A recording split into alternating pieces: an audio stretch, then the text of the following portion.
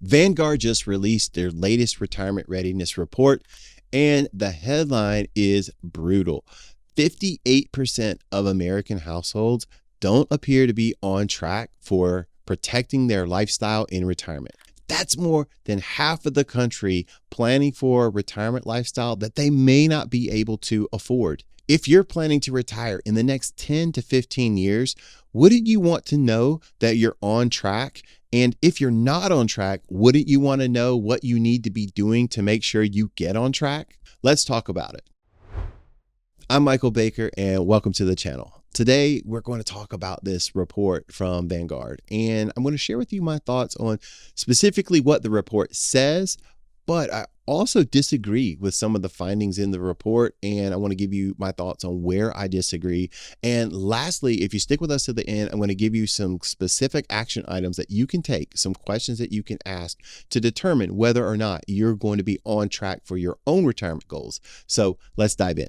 So first, let's talk specifically about this 58% number and where that number comes from. What Vanguard did is they took the age cohorts, they took people's savings rates, they looked at lifestyle healthcare costs, they looked at inflation, and they ran simulations, and they came up with projections based on people's replacement rates based on income and where they may or may not be absolutely prepared or ready for retirement. They report that this shortfall, if many Americans or if most people would just adjust their lifestyle down 13%, that's the number that they use. If you would just be willing to adjust your lifestyle down 13%, the vast majority of us would be quote unquote on track for retirement. Well, I think that that's interesting because most people that I know have no desire to reduce their lifestyle in retirement. In fact, many people want to maintain and possibly even add to their lifestyle in retirement because they have their month-to-month living. That's their lived experience month to month with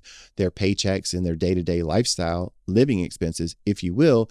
But now they're thinking about family trips or traveling abroad or specific bucket list items that they've been planning to do. Plus, many people are driving older vehicles. They're going to have to upgrade their cars. They're thinking about, hey, we're going to retire in this home. We're going to be here more. Let's do some of these home projects. So there's lots of things that come with retirement that aren't necessarily found on the spreadsheet. But we've got to start somewhere, right? So here's where Vanguard gets into the methodology of their report, and they break down what people are currently spending by cohort, and they use replacement rates. They run their simulations and say, hey, here's what we're finding. Nothing wrong with that. I think that's perfectly fine. And it's good data or information to have.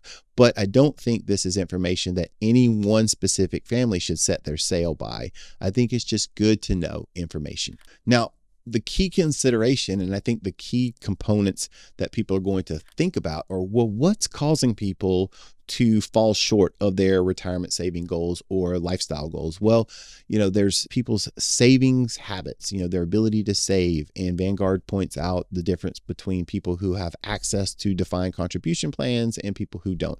There are healthcare expenses. Do wages keep up with inflation? The impact of inflation. There's also market simulations and so forth that come into focus when you're trying to project out where people will be and what they'll need for their retirement income. Now, here's where I disagree with Vanguard on a couple of levels.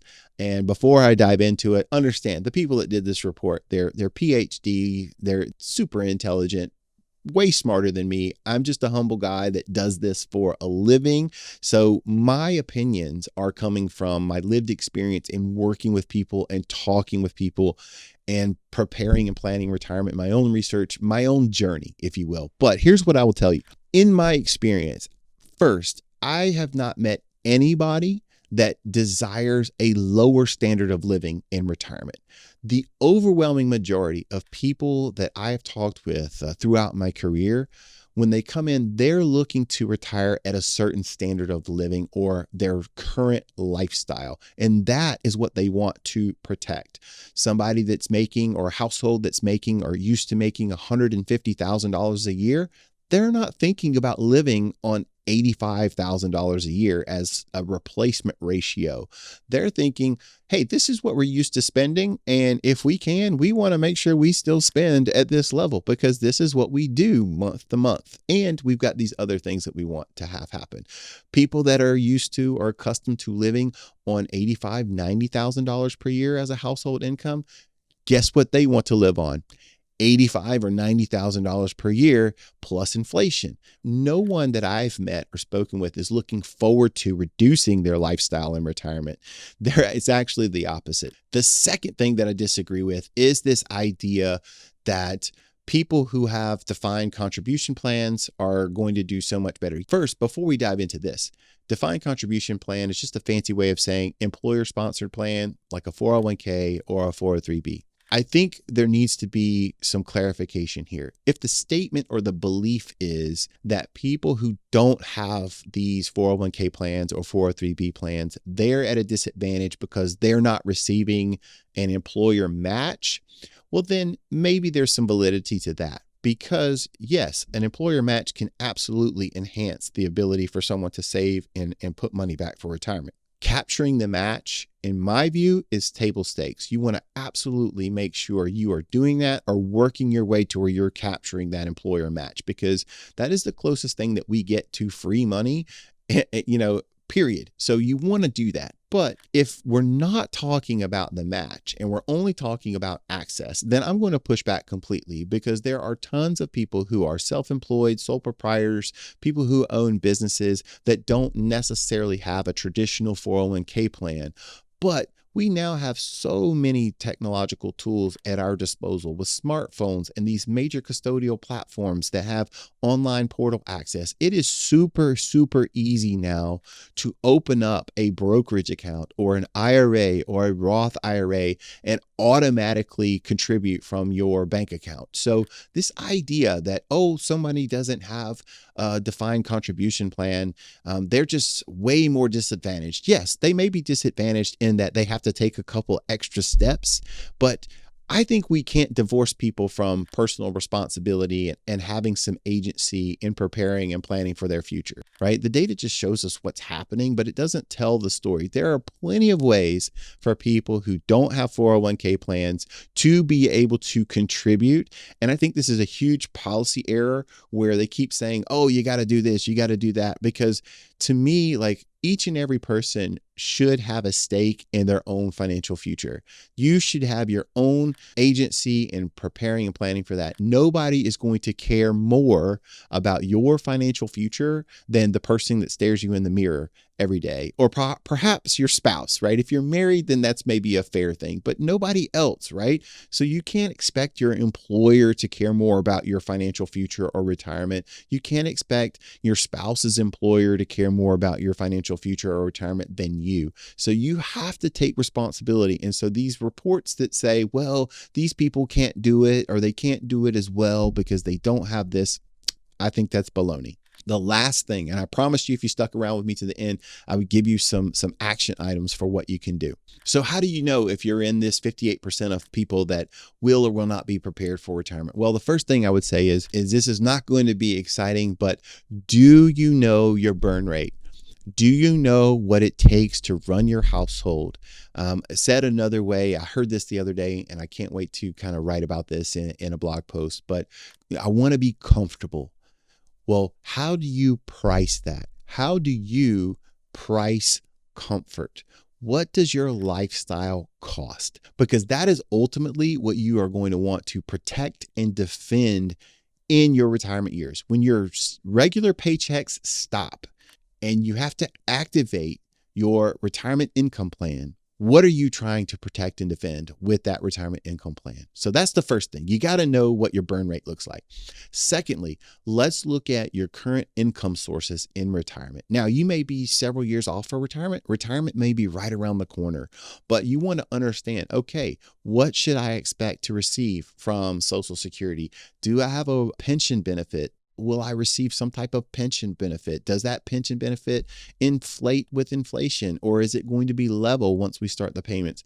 You want to establish what your retirement income floor looks like. And that floor of income is going to be Social Security, pensions, etc. And then what's the gap? What's your gap between the burn rate and your floor? And that gap is what you're going to need to close from your personal savings or your financial assets. And then we start to see, okay, here's what I'm going to need to withdraw from my assets. What percentage of that assets is that going to be? What do my assets look like with forecasted growth? This gives you the beginnings of a blueprint to see. Now you can start to find out, hey, are my retirement goals funded? Is my lifestyle funded, or am I a little bit underfunded?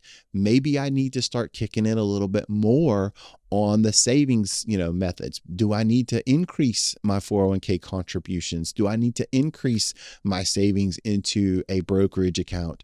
These are the things that you can look at, because one of the mistakes that I think a lot of people make is, instead of increasing their savings rates, they increase their quote rate of return. They become risk seeking in that, hey, I'm a little bit underfunded, but I'm going to make up the difference by getting better returns. And I think that could be a serious miscalculation, because, as you know, markets generally go up, but they're not guaranteed to go up. We've had periods of time in this country where we've had a decade where we've had basically flat returns in the markets. That doesn't mean money wasn't made, but from point A to point B, the index was relatively flat. And depending on where you're at, as far as a sequence of returns with your retirement date and some of these other things we talked about in other videos, you could be derailed immensely right out of the gate based on your retirement. So you want to know, like, hey, am I funded at my current savings level? Now, how do I make up that gap? Do I need to save more money? Do I need to be more strategic with how I'm investing? And you start to build your plan. This is how you begin to attack this problem and understand whether or not you're funded or underfunded, or you're on track to meet your retirement goals. First, if you're listening to me and you want my advice, I say do away with the replacement ratio nonsense. Nobody is thinking about retirement from a replacement ratio standpoint except for academics. Hopefully this makes sense. I didn't want to do a deep dive into this Vanguard report. I thought it was interesting. I didn't think it was overwhelmingly like game-changing information. Like anything else, it's always good to see what researchers are seeing as possibly trends in retirement.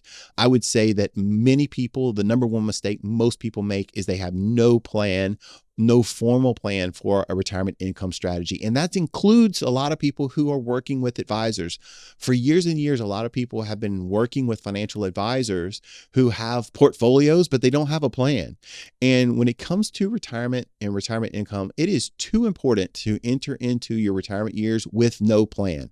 No plan is not, even a good plan that is not implemented is still considered no plan. Portfolios are not plans. So biggest thing you can do if you're watching this video and you're concerned, or you're thinking, you know what, hey, I'm not really sure, like, am I actually going to be able to do this? Are we going to be able to maintain the lifestyle that we have in retirement? Then, if you need help with that, reach out to our team. We'd be happy to schedule a retirement fit call with you and let you know if you're on track. And if not, thank you for watching. If this was helpful, if you agree that having a plan for retirement makes a lot of sense, then go ahead, like this video, help us out with the algorithms, and we'll see you next time.